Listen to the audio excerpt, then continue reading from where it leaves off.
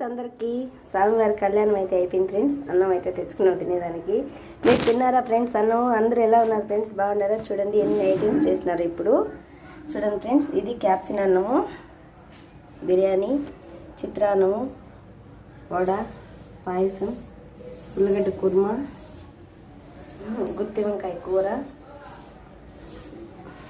సాంబారు, తెల్లన్నము, పెరుగన్నము, నంచుకోవటానికి మసాలా మిరపకాయలు, వడియాలు, ఇదైతే సాంబార్.